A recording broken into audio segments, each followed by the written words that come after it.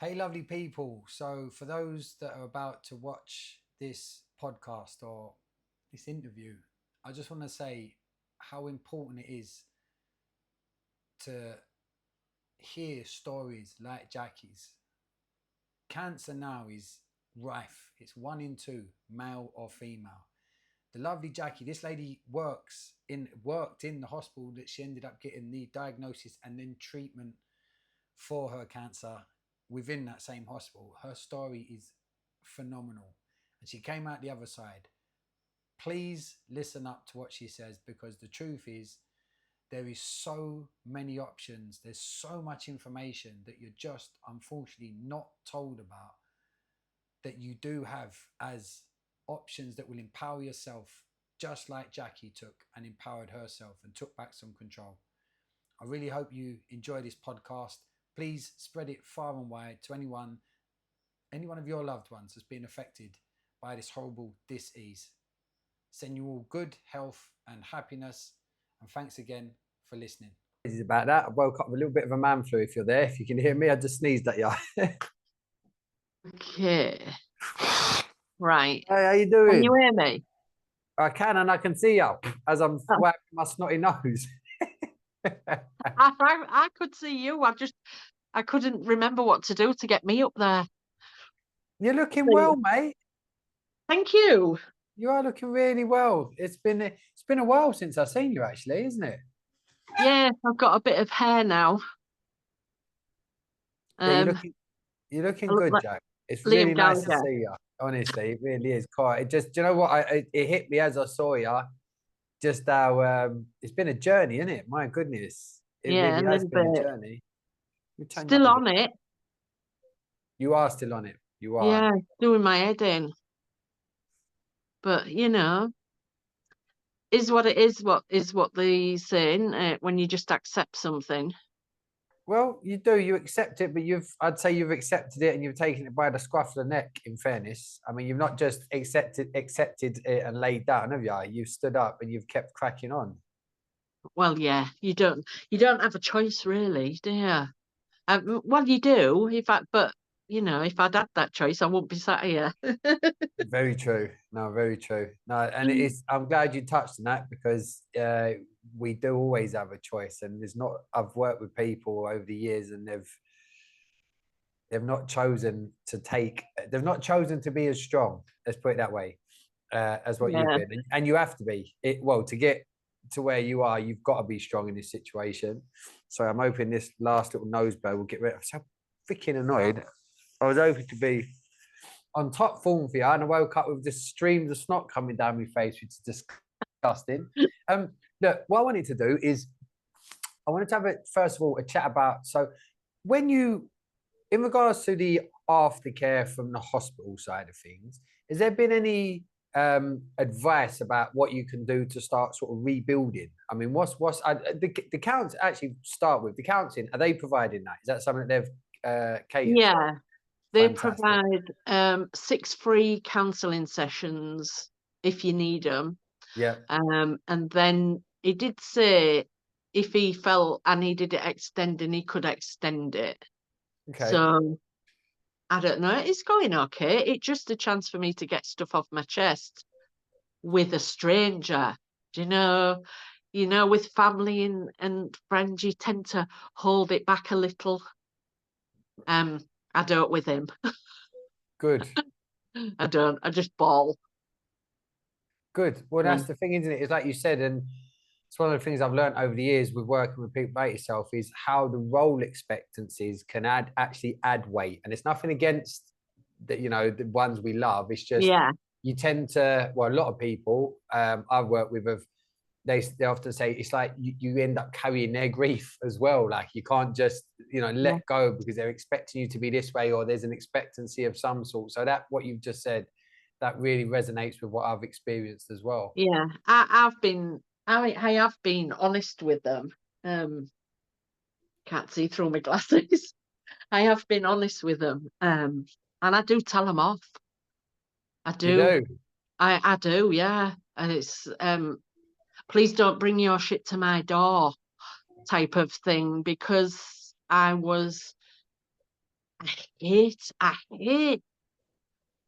There is a saying, I hate being, or I can't wait for a day where people don't call me strong and the rock. Yeah. You know, I don't need a pat on the back for all the hits I'm taking. Yeah. I love that because I don't. Just bugger off. Do you know, I do tell them I'm not the rock anymore. That's the past me. This is the new me. Oh, there, I can see you now. I hope I don't disappoint. Go on, please carry on. No, seriously, you're saying that, you know, that was the old you, now the new you. It is, because I used to take on everybody else's problems, and my mum and my sister especially, and they relied on me too much, way too much, because when this happened, they fell apart. I was having to be like the strong one again. Oh, it's fine, I'm going to be okay, you know. And then I realised what I was doing, and I was like, you know what? Deal with it. You go deal with it. Do what you need to do. I need to deal with me.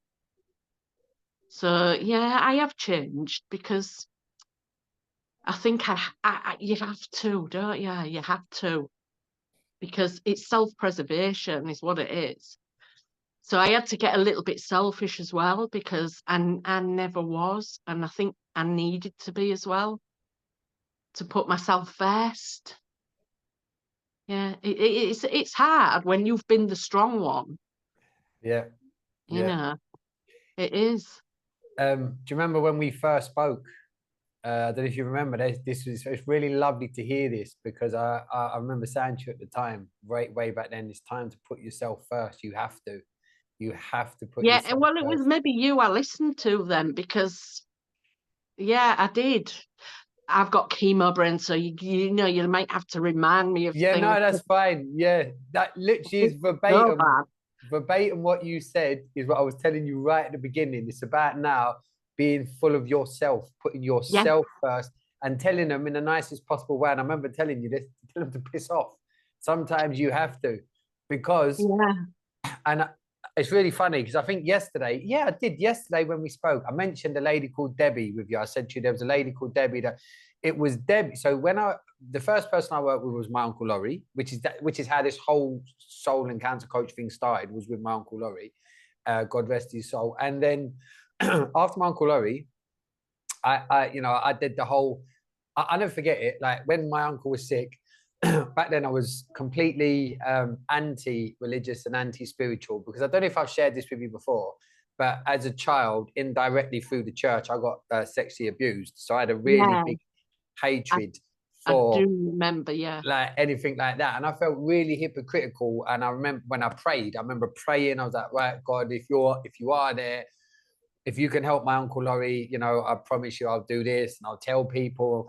And then of course my Uncle Laurie had a good result, and I didn't tell it, you know, I didn't know how to start telling people, and I didn't. But then what happened was, it's a really long story, but in a nutshell, someone fell on my lap, and it was this lady called Debbie. And Debbie was, she was in at that point, her late 50s.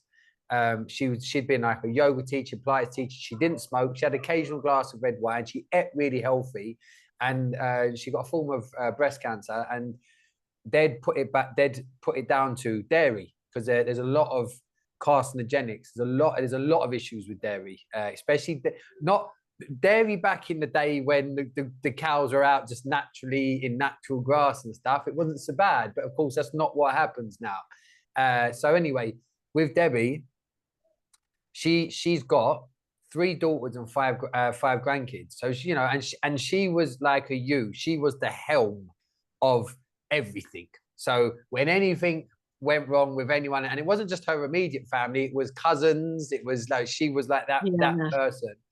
And I never forget, because she taught me the reason I'm able to, when I first spoke to you, and I'll never forget the conversation I had with you about this, fun enough, when I say to people, right, you now need to concentrate on your own energy. And that includes your nearest and dearest at home, because that's where the heaviest expectancies and drains of your energy are going to come from. And it was Debbie that taught me this, because I remember about 3 weeks into us working together, and I know she won't mind me telling this story because she's openly told it. Her daughters, because Debbie said at that point she'd already done 6 rounds of this type of chemo where they put the mask on. She used to describe, she said, they put this mask on your face. She said, James, you can hardly breathe. You feel like you're claustrophobic. And she'd said at that point, after the 6 rounds, I don't care if the cancer takes me, I'm not doing this anymore. So that's when I sort of hooked up with her and we started working. It was at that stage. And her daughters, and of course, it's from a place of love, but it's very ill-educated fear. They're like, no, mum, you have to do this. You know, if you don't do this, one of her daughters had even said, I'm going to take my breasts off, because Debbie was saying, look, James, you know, if I'm going to go, I'm going with my dignity. Like, I want to keep my breasts. Like, that's my choice. And her daughter was saying, you know, they was even saying to her, you know, oh, I'm going to have my breasts taken if you don't do this. But like, really, and in the end, and they even turned on me, and I can understand it. Like, who's this guy you're working with? It's his fault. But and again, I was bricking it. I was really back. I mean, now I'm 10 years in. But back then I was so scared. I was thinking, oh my God, like what if they phone the police? What if they do this? What if they do that? Blah blah blah blah. You know. And anyway, Debbie went, no, James, this isn't their journey. It's my journey.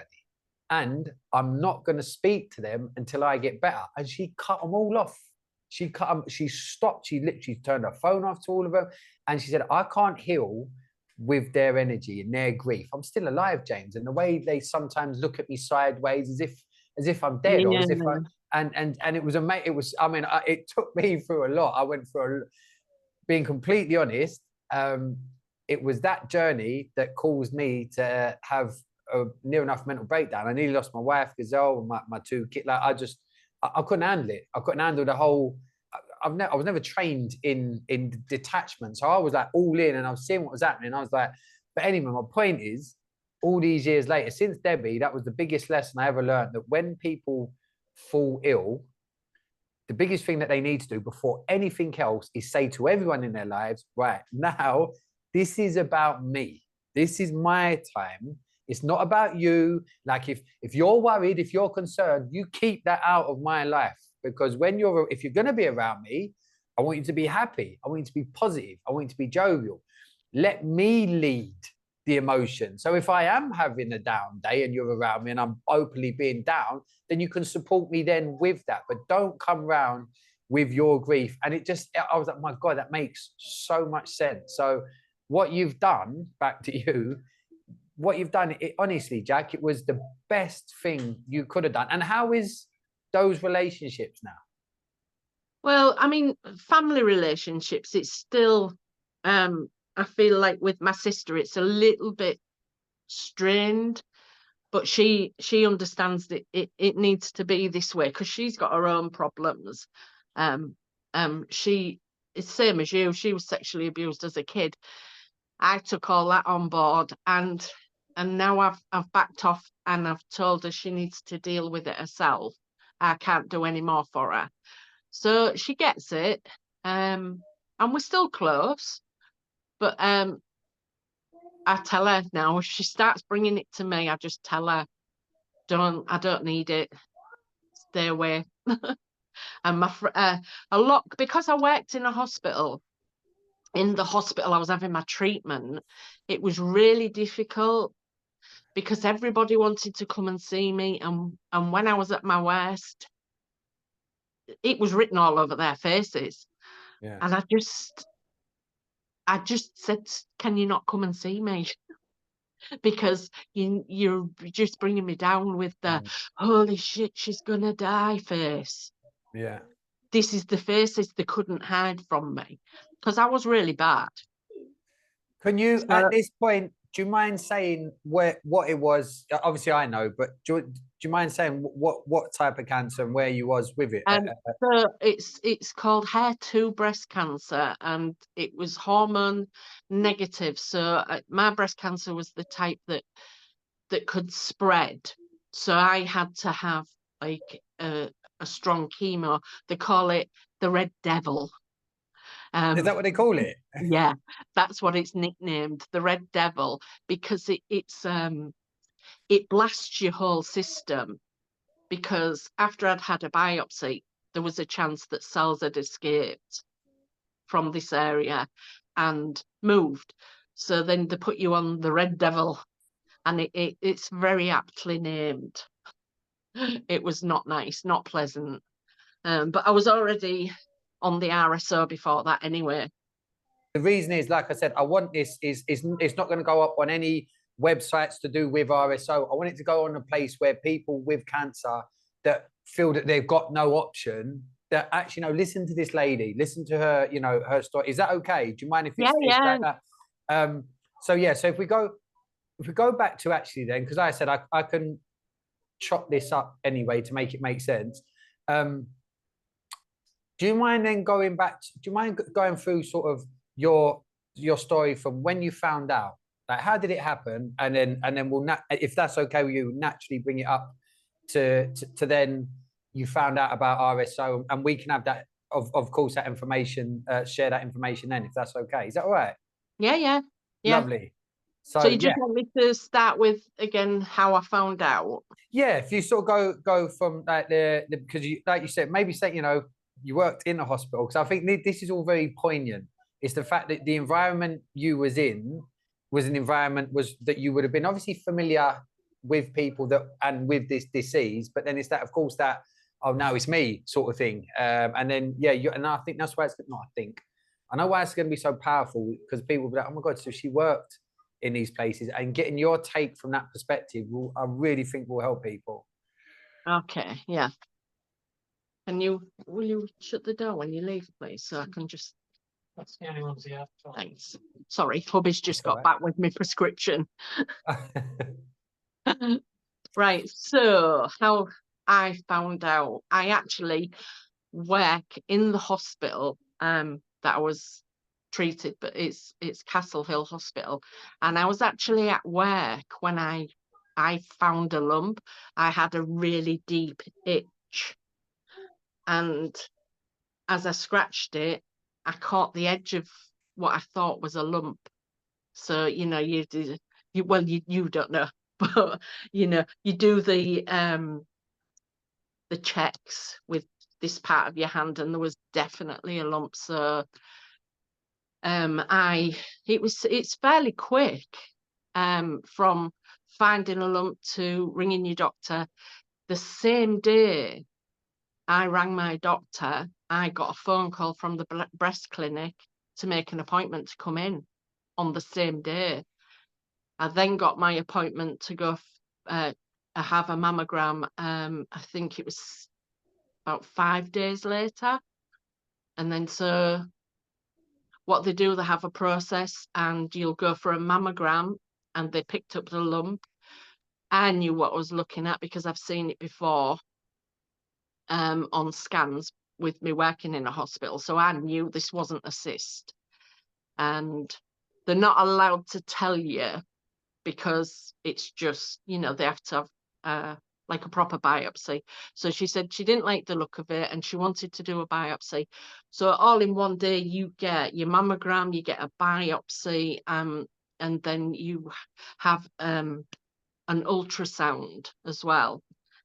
And they more or less told me that day they don't like the look of it.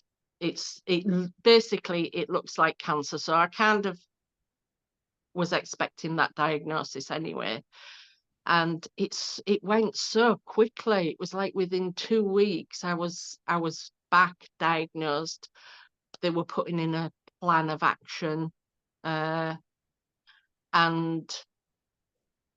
yeah, it just was like a roller coaster. Everything was hitting me. Boom, boom, boom, so much information. And when you get that much information, it literally, most of it goes over your head. So I would advise anybody to take family members with them, because you will not take in the amount of information that hits you. So I had my husband, my daughter, and my son in the room with me when I got the proper diagnosis and the plan, because then in my head it was just boom, boom, boom information. And it just, you can't grasp it. It's such a weird feeling. It's like almost like you're not really there. It's strange. I was kind of just looking on from up here somewhere. But yeah, it was fairly quick, and it was my daughter. My daughter actually had heard about RSO, and she told me to research it, and look into it. Can I ask a question at this point then? So when you started looking into RSO, and for people that are watching this, RSO it's named after a gentleman from Canada. His name's Rick Simpson, and it's not an ideology. There's been many, many, many, many, many cases of people that have used this particular type of plant medicine, which we'll get onto, that has helped people with different forms of not just cancers, other diseases, basically to heal. But to sort of come back, so your daughter, this is at the same time as the diagnosis is happening. Was it right at the beginning? Yeah, right at the beginning. That's fantastic. How would your daughter, if you mind me asking, where was her? How would she know? Did she say she'd heard about, or did she sort of done her own research? No, I think a friend of hers was actually using RSO for kind of mental health problems. Okay. It Yeah. helped her a lot, calming, and I don't know. She believed it was really, really healing. So I got in touch with that friend and got a lot of information from her, and that's when I researched Rick Simpson. Yeah. And the stories, and there are a lot of positive stories. So I thought it was worth looking into. And yeah, that was when I decided I wanted to actually go down that road. Can I ask you another question, Jackie, at this point? No? Because this is really, it's helpful for me, to be honest, as well. So at that point, up until that point, because like you said, prior to this part of the story with the Rick Simpson coming in, it was all information going at you, and it was all sort of over your head. Would it be fair to say that at that point, that you felt that maybe you was, and again, you can say, no, that wasn't how I felt, obviously, but it's just listening to your story and from working with other people, is this what you sort of lose in your essence a little bit? Because all of a sudden you're sort of told you need to be here and you need to take in this information, you've got to turn up for this at that time, whereas before your life was in your control, then all of a sudden, obviously that happens. Did it feel then that with, for example, like the Rick Simpson thing, did that give you an element of, right, this is something for me? Yeah.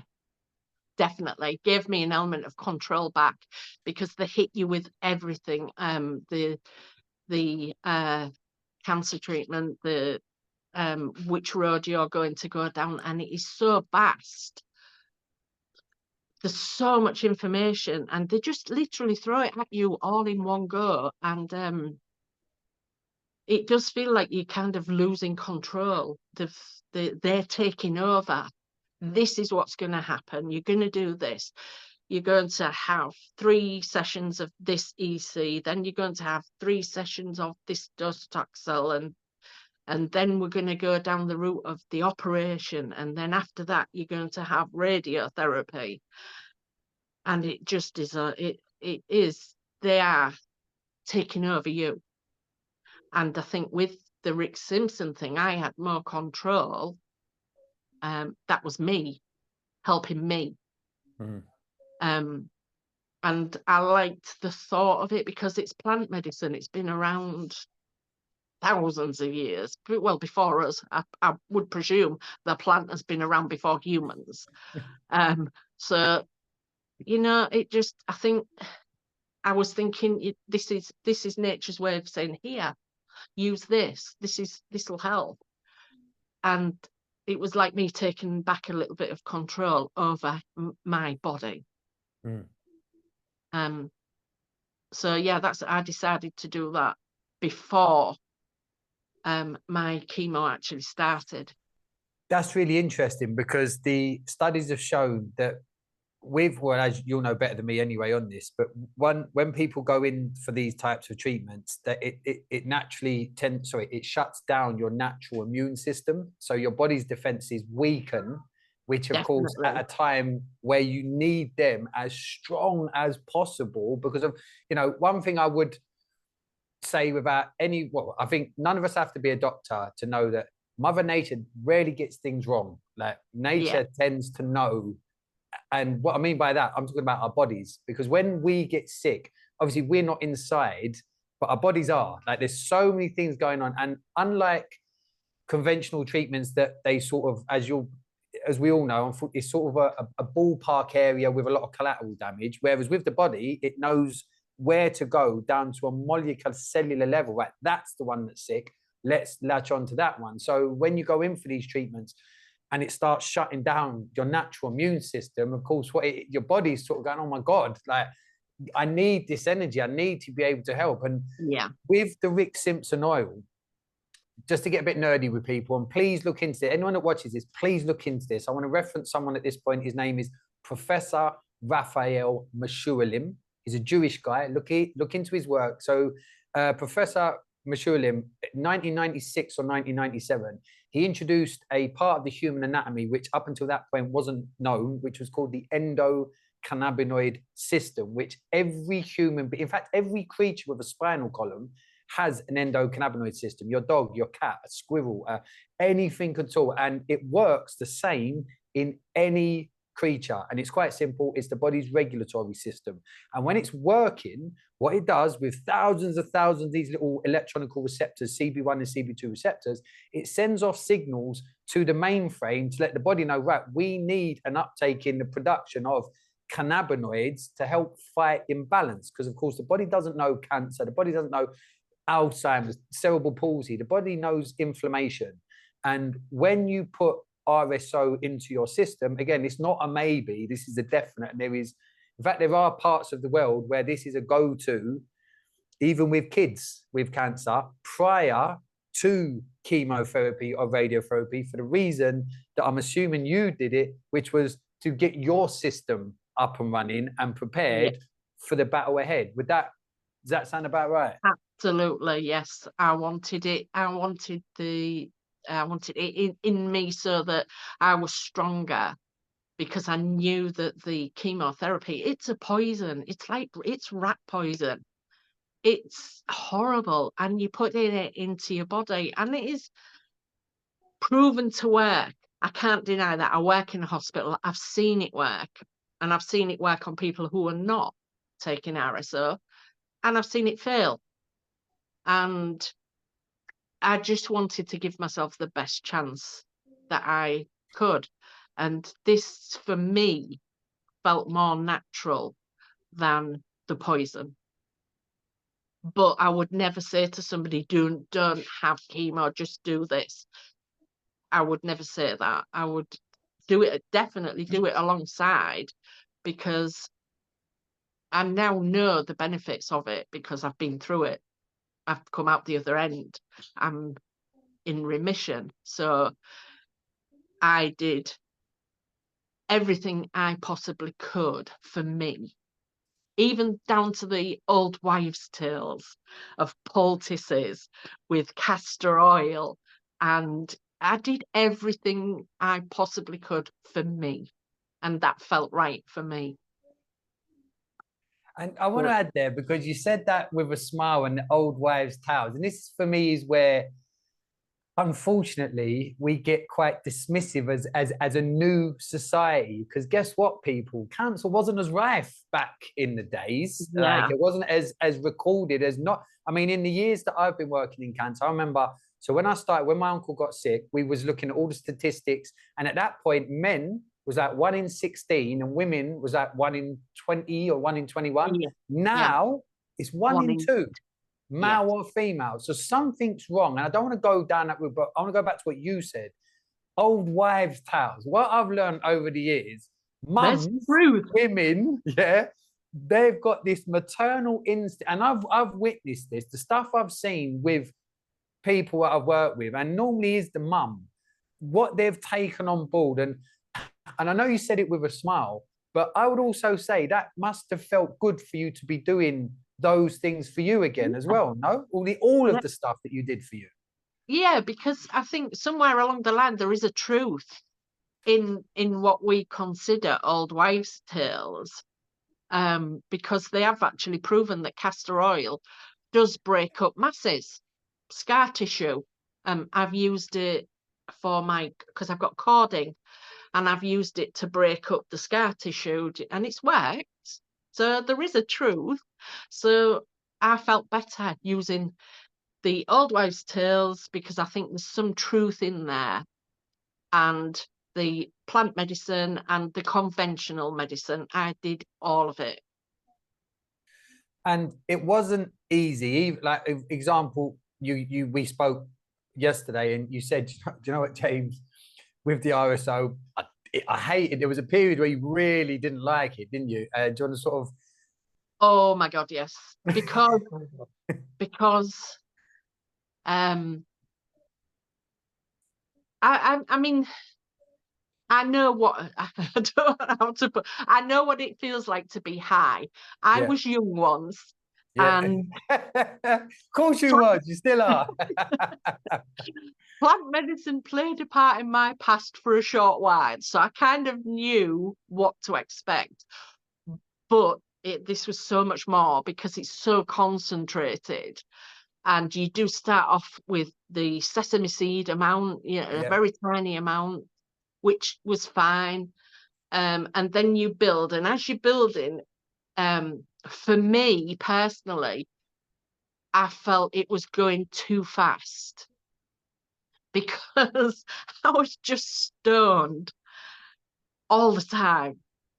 And you need to get into a kind of into a routine where you know the best times to take this medication, because that's what it is, to benefit you, so that you can get to the place. I know you said your body will get used to it.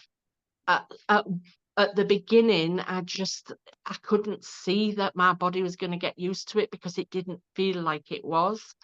And it was just too much, so I had to slow it down, just a little, because I didn't want to. I wasn't going to give up, but I hated it. I hated the feeling of just, do they call it a gouch, isn't it? Yeah.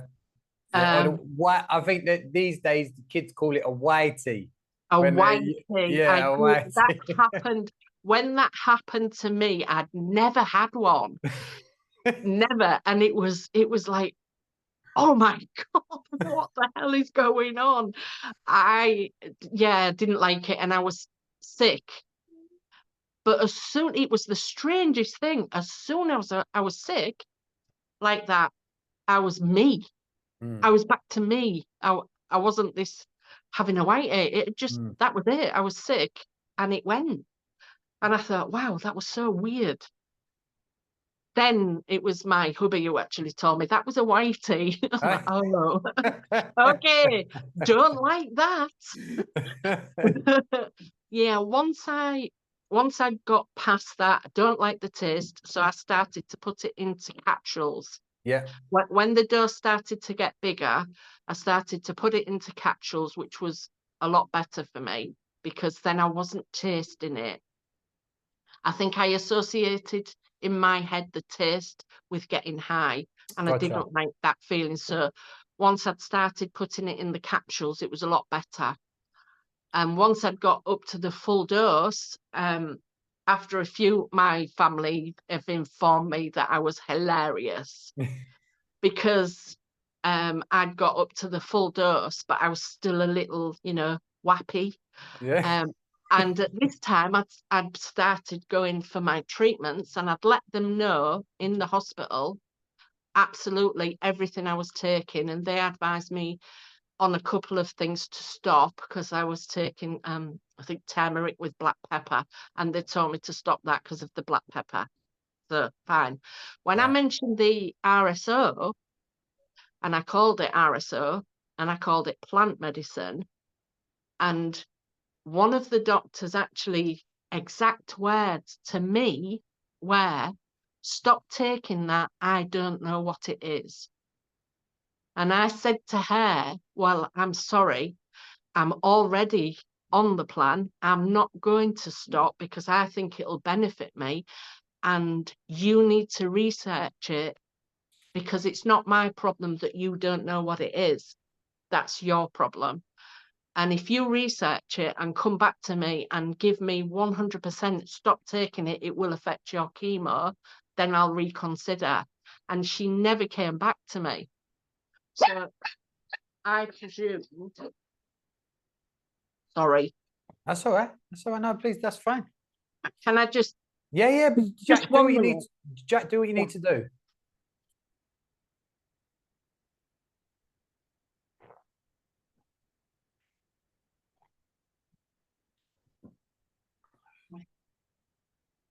not 11. Go upstairs.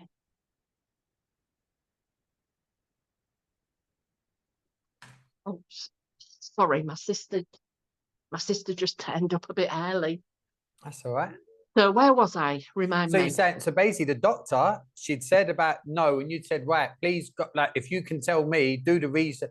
Honestly, Jack, this is, sorry, I'm not going to cut, I'm going to cut this. Anyway, this is fucking golden because this is the stuff what people need to know. Like, Yeah. you know, this is the important, because a lot of people, Jack, the doctor would have said no and they'd have gone, oh, okay, I'm going to stop straight Yeah. away without any reason, just because they're a doctor. And that, Yeah. it fucking boils my blood. But sorry, so Yeah. yeah, you'd said that, Yeah. and then you said that she didn't come back to you. No, she didn't come back to me. I gave her all the information, Rick Simpson, where to research it, and I told her it was a plant medicine. It's completely natural. There's no Contaminants. additive type Yeah, thing. yeah. It is completely natural. It's a plant. Please research it. And she never got back to me. So I'm presuming she either thought, oh, poor, and didn't, or she did the research and thought, oh, well, okay, carry on. She never got back to me. So I took that as it's fine. Did you see her again, out of curiosity? Yes. Oh, you yeah. did? I saw Okay. her quite regularly. Okay. And we did kind of get a little close, you know, we used to have a laugh. And so I'm presuming she knew I was on it. I never, one of the specialists, oh my God, he's what I would call old school, a proper doctor. And he, in his opinion, yeah, don't waste your money on that rubbish. This is what will cure you, but you can take, you know, you are fine taking that if you believe it will help you. I know it won't. Okay. Okay. Okay, that's your opinion. You're allowed to have your opinion. Yeah. And that was it. We never had that conversation again because, you know, people are allowed to have their own opinions. My opinion was different. And I'd done the research. He obviously will never because he's old school. And yeah, it's the institute, isn't it? It's what they're told is it's narrow-minded. I think they need to open up a lot more to the doctors into how this can help and not fall into the big pharmaceutical companies who've made marijuana. I said it, didn't I? Yeah, no, that's fine. Yeah, medical plant marijuana. Yeah, that's what they're making. That's what they call it, isn't it?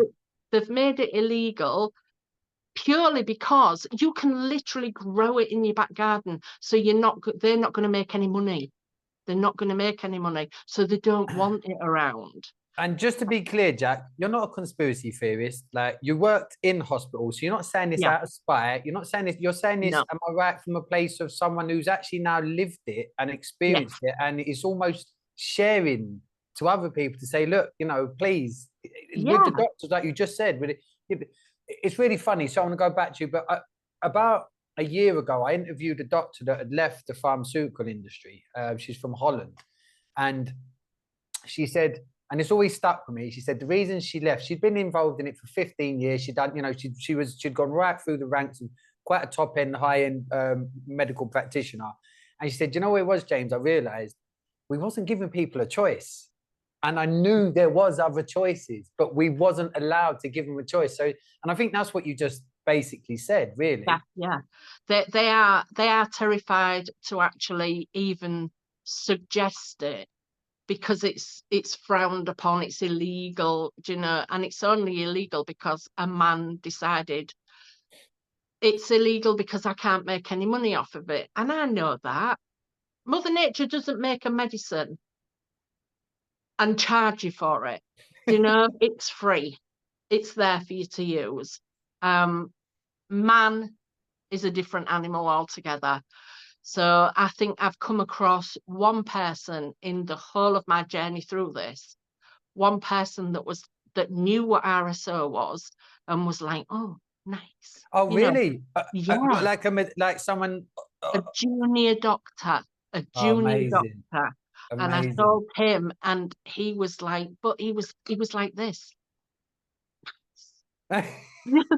looking over his shoulder, Yeah. because there's such a stigma Yeah. amongst the medical profession that this is a thing, you know, and it's ridiculous. Even now, with it being legalized, it is so difficult to get it prescribed. And the doctors have explained to me how it works. It doesn't work.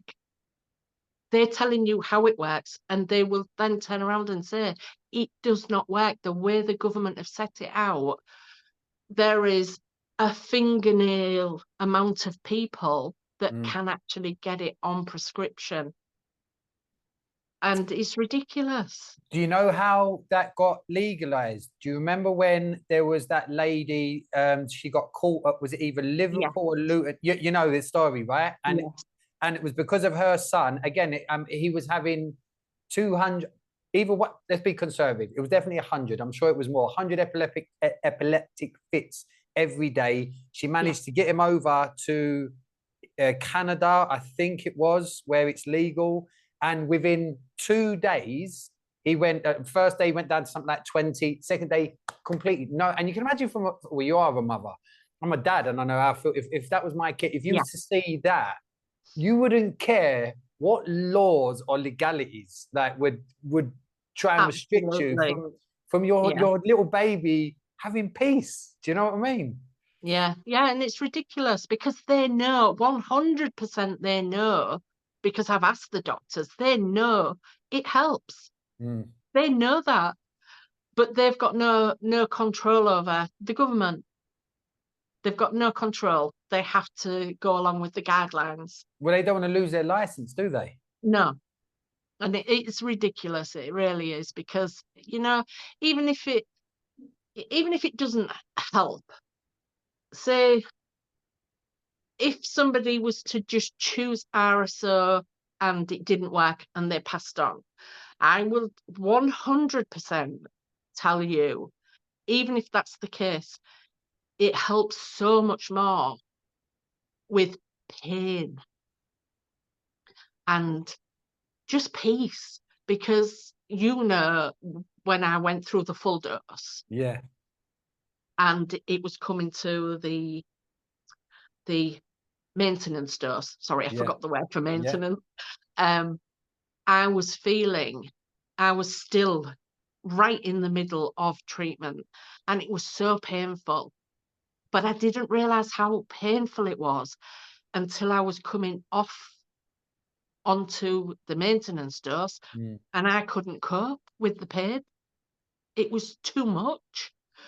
So then I decided, right, I need to do another full course because I cannot cope with this pain. So even though, you know, even if it doesn't work 100%, nothing works 100% for everyone, it still helps 100%. Do you know, it with pain, it helped me so much. I was so much better with it than without it. And now I am on the maintenance dose now. I don't think, for me, for the foreseeable future, I don't think I can not be on the maintenance dose. So I have my little fund off to the side, my RSO fund, gets money put in there, ready for the next lot, so that I can continue on the maintenance dose. Because I think also in your head, if you believe it's helping, it's going to help. You need to believe. I'm glad you touched on that, because obviously working in the field that you've worked in, you'll be more than familiar with placebo. And Yes. this is the thing, for those that don't know what placebo is, placebo plays a massive part in all medicines, because when medicines are launched, they have to go through like the criteria check, and part of the trialists will need to be placebo trialists. And there's so much. In fact, there's a TED talk. I need to share this. I'll be really quick with it. There's a TED talk that you'll find. There's quite a few on placebo, but there was a lady doctor who basically, there was a guy, he had a brain tumor. And I'm going to nutshell the story because you can find it online. But so they placeboed him. So he was given like sugar and water, basically, in a capsule.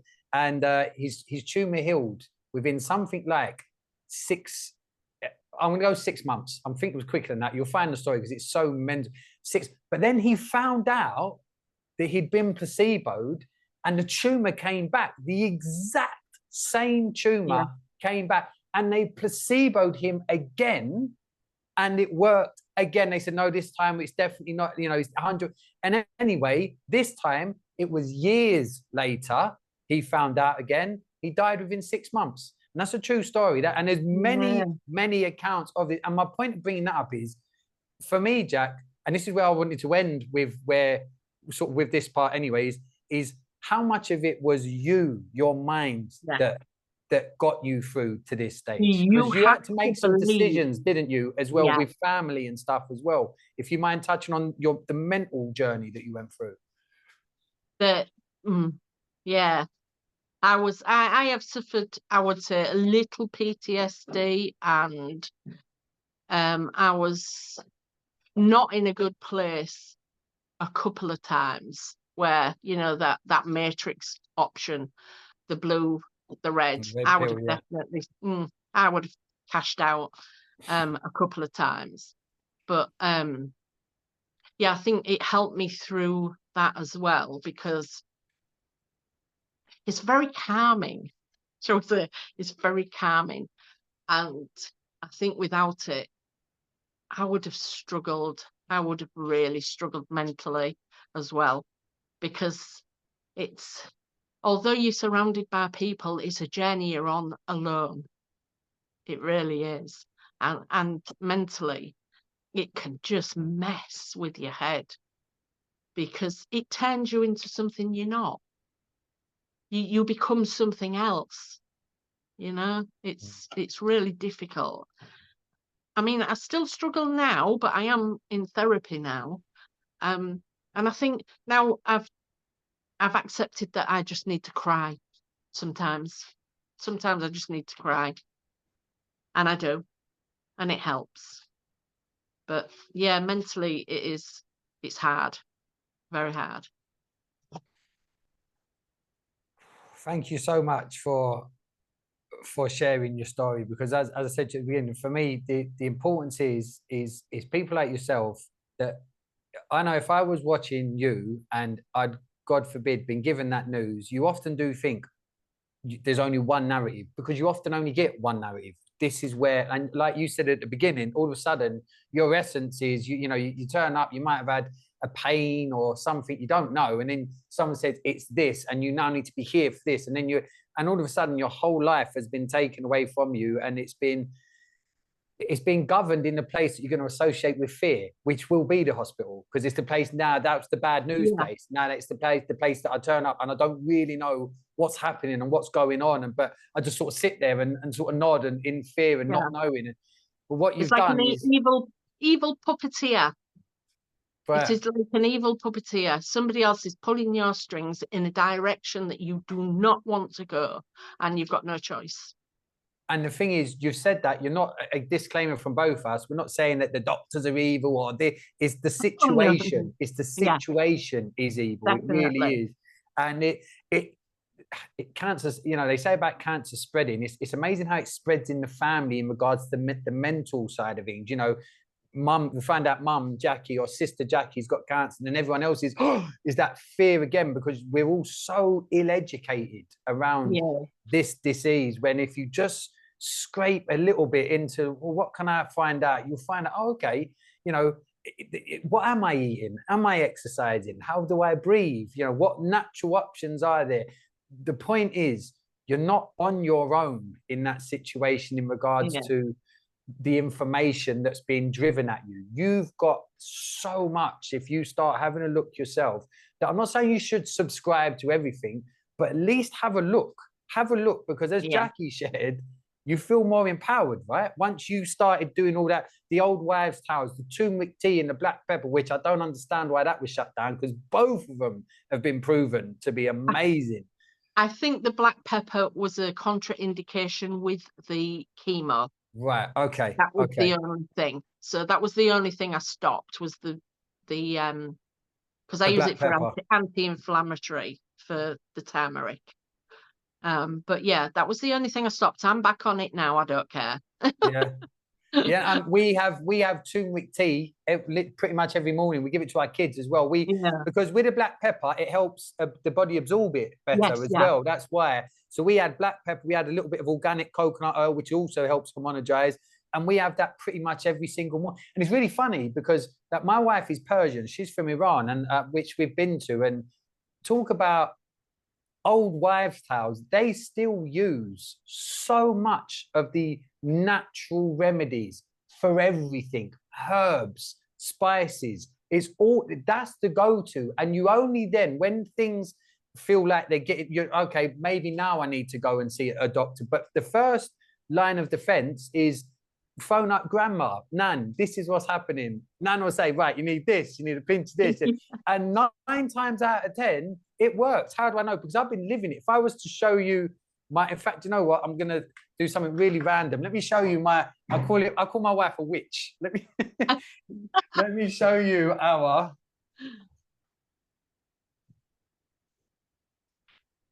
you see here? Oh, yeah.